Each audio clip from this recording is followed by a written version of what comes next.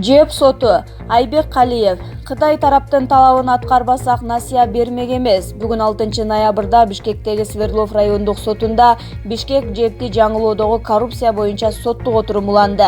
Бул соттук иш боюнча мурдагы өкмөт башчылар Жантөрө Сатыбалдиев, Сапар Исаков, энергетика министри Осмонбек Артыкбаев, Энергия холдингдин башчысы Айбек Қалиев, Энергия холдингдин топ менеджери Салайдын Абазов, ЖЭБ боюнча долбоордун директору Темирлан Биримкулов өттү. Мурдагы финансы министри Ольга Лаврова үй камагына чыгарылган. Ал отурумга катышкан жок. Анын кызыкчылыгын жактоочусу көрсөтүүдө. Бүгүнкү отурумда Айбек Қалиев сурак берүүдө. Сотту судья Инара Билазеттенова кароодо. Насыя боюнча Кытай менен келишим түзөр алдында шос болмок. Ал жакка Интерал $500 миллион электр станциянын акциясына ээ болгусу келген. Ал учурда биз аларга ЖЭБти беришибиз керек болмок. ЖЭБ менчикке өткөнгө мүмкүн эмес. Андыктан алардын шарты биздин өлкөгө туура келген жок. Ошондо алардын шарты боюнча электр энергияны сатып алмакпыз. Ташкент Тажикстандын чегара бекетине болгон кол салууну иликтеп жатат. Өзбекстандын чегара кызматы коңшу Тажикстандын Иш-Ковод чегара бекетине куралчан адамдардын кол салуусу боюнча окуяны иликтеп жатканын РИА Новости жазды. Агенттик Өзбекстандын мамлекеттик коопсуздук кызматынын чегара күчтөрүнүн өкүлүнө таянуу менен маалымат берген. Анын айтымында өзбек тарап окуя тууралуу кабардар. Ушул тапта окуяны иликтеп жатабыз. Өзбек тарап тажик кесиптештери менен байланышта иштөөдө деген өкүл.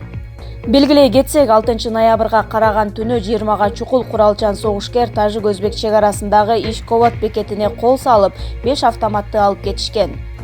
Күч структураларынын операциясы маалында 15 согушкер жок кылынып, дагы 5 колго түшүрүлгөн. Атышуудан бир чегарачы менен бир милиционер каза тапты. Окуя болгон жерде ыкчам иликтөө тобу иштеп жатат. Тергөө жүрүп, укук коргоо органдары согушкерлердин ким экенин тактоодо. Тажикстандын чегара бекетине кол салгандар Ислам мамлекети террордук уюмунун согушкерлери болгон. Бул тууралуу Спутник Telegram каналындагы жакынкы чет өлкө тайпасына жарыяланды. Маалыматты Тажикстандын улуттук коопсуздук комитети ырастады.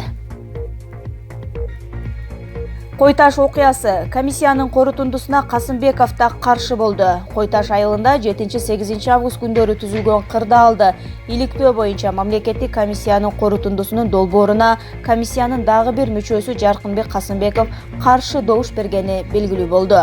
Комиссиянын бүтүмүнө караманча каршы болуп, макулдугумду берген жокмун. Өзгөчө пикирди айтпай, комиссиянын андан аркы ишине катышуудан баш тартты. Комиссиянын жыйынтыгы менен макул эмесмин, деди Касымбеков. Койташ окуясы боюнча мамлекеттик комиссия негизги ишин 31 октябрда жыйынтыктаган. Учурда корутундусу даярдалып жатат. Комиссиянын бүтүмү эми жогорку кеңештин депутаттарына тааныштырылат. Буга чейин комиссиянын корутундусунун долбооруна комиссиянын мүчөсү, Конституциялык палатанын мурдагы судьясы Клара Сорункулова да каршы добуш берген. Ал муну Койташта мурдагы президент Алмазбек Атамбаевди кармоо боюнча операциянын башында турган УКМК ИИМдин жетекчилеринин жоопкерчилиги каралбай калганы менен түшүндүргөн. Койташ окуясын иликтеген мамлекеттик комиссия премьер-министр Мухамбеткалый Абылгазиевдин чечими менен 29 августта түзүлгөн. Аны вице-премьер-министр Жеңиш Разаков жетектейт. Ага жогорку кеңештин депутаттары, мамлекеттик органдардын өкүлдөрү жана эксперттер кирген. Абакта тогуруп мертинди деген жоокердин өлүмү боюнча жаңы версиялар айтылууда. Жаза аткаруу мамлекеттик кызматынын кайтаруу жана күзөт департаментинин аскери жүрөк оорусунан көз жумган. Бул тууралуу алдын ала маалыматтарга таянып, ЖМКнын маалымат кызматынан кабарлашты. Эске салсак, бүгүн Чүйдөгү номер 3 түзөтүү колониясында жоокер токко урунуп каза болгондугу жөнүндө маалымат тараган. Адистер сөөктү карап чыгышты. Алдын ала маалыматтарга караганда, жоокердин өлүмүнө жүрөк оорусу себеп болушу мүмкүн. Бирок так себептерин экспертизанын жыйынтыгы менен гана айтууга болот, деп жазылган билдирүүдө. Аталган факты боюнча кылмыш иши козголгон. Учурда ишти иликтөө менен Бишкек гарнизондук соту алектенип жатат. Каза болгон аскер Жалал Абад областынын тургуну эле. Аны ыкчам кызмат өтөөгө 2018-жылы чакырышкан. Жоокер инженердик техникалык жабдууларга жоопкер болчу.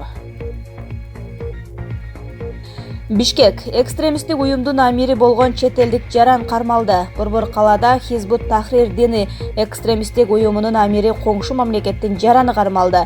Бул туурасында УКМКнын маалымат кызматынан кабарлашты.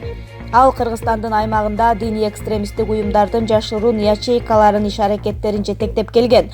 Кармалган ШТ коңшу мамлекеттердин биринде Хизбут Тахрир диний экстремисттик уюмуна катышкандыгы үчүн эл аралык издөөдө жүргөн. Ал жасалма паспорт колдонуп, Кыргызстандын аймагында активдүү экстремисттик аракеттерин жасаган. Бул факты кылмыш жаза кодексинин 359, 39 жана 358 беренелеринин негизинде кылмыш жана жоруктардын бирдиктүү реестрине катталды. Ал эми УКМК тергөө органдары тарабынан кармалган адамга карата сотко чейинки өндүрүш башталган. Кармалган адам Бишкек шаарынын номер 1 тергөө камак жайында кармалууда. Кадимки 1937 жылда жашап калдык. Атамбаевдин уулу бийликке кайрылуу жасады. Мурдагы президент Алмазбек Атамбаевдин уулу Сейит Атамбаев бийликке кайрылуу жасаганын апрель жазып чыкты. Сейит Атамбаев анын атасын тарапташтарын камагандар аз келгенсип, калгандарында суракка чакырып куугунтук токтобой жатканын белгилейт.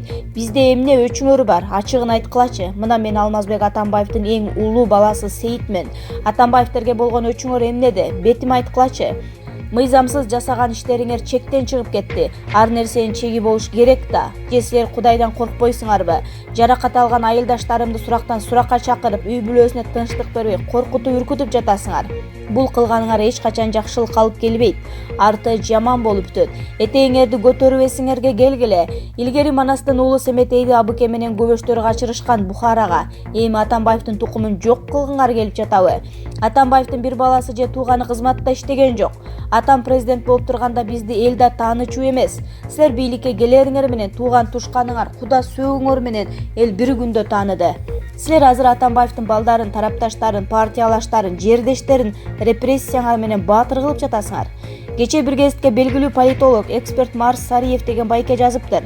Атамбаев өзүнүн электоратын жоготуп жатат деп. Мен айтат элем, атабыздын электораты, партиялаштары, жөнөкөй колдоочулары, жердештери ага тууганы бар. Бирок аларды ИИМ менен УКМК суракка чакырып, артынан аңдып, коркутуп, үркүтүп тынчтык бербей жатышат. Кадимки 1937 жылда жашап калдык. Кемпир чал, жаш балдардан бери коркутуп, үркүтүп жатасыңар. Атамбаевтерге тиешелүү болгон мал-мүлк, үй-жайдын баарын, керек болсо өлүп калган чоң атамдын үйүнөн бери камакка алдыңар. Бул эмне деген шумдук? Бизди көчөдө кайыр сурап калышыбызды каалап жатасыңарбы? Андай эч качан болбойт. Тилегиңерди таш кабат. Атамдын СДПК партиясын тартып алдыңар. Партиялаштардын баарын үркүтүп, коркутуп чачыраттыңар. Дагы силерге эмне керек? Ошол партиянын арты менен адам болуп, депутат, спикер, президент болдуңар. Башка эмне жамандык көрдүңөр? Силер бүгүнкү күндө ар бир кадам сайын мыйзамды бузуп жатасыңар. Алла Таалага таянып, сабырдуу болуп, биз да күтөлү. Бул күндөр да өтөт, бирок ар бир кагылган мыгыңарды сууруй турчу күн да келет деп жазды Сейит Атамбаев. Бакыт Төрөбаев: кышта ундун баасы 2000 сомго чыгышы мүмкүн. Жогорку кеңештин депутаты Бакыт Төрөбаев Кыргызстандын ички ун рыногу толугу менен Казакстандын көзөмөлүндө экенин айтып, азык-түлүк коопсуздугу боюнча коңгуроо кагууда. Анткени бүгүнкү күндө Казактын компаниялары ундун баасын, сапатын, көлөмүн көзөмөлдөп турат. Un, жем, комбирко, макарон жана башка un азыктарын алар көзөмөлдөөдө. Бүгүн Кыргызстандын бир да компаниясы ички рынокты көзөмөлдөбөйт. Мына азык-түлүктүн коопсуздугу кайда? Кече эски коллегаларымдан ундун баасы кымбаттадыбы, себеби эмнеде, көлөмүңөр барбы деп сурасам, бири да 1000 тонна буудайыбыз бар деп айта алган жок, дейт Төрөбаев. Депутат ушул жерден Ширин Айтматованын un мафиясы боюнча иликтөөсүнө суроо таштай кетти. Кыргызстандык компаниялар ички un рыногун көзөмөлдөй албай жатса, кайдагы мафия?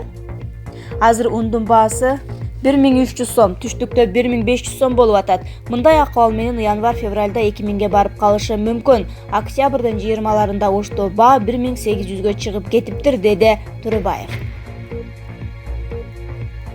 Өзбекстанда кайрадан нан кымбаттады. Акыркы 3 жуманын ичинде Өзбекстанда бөлкө нандын баасы экинчи жолу жогорулады.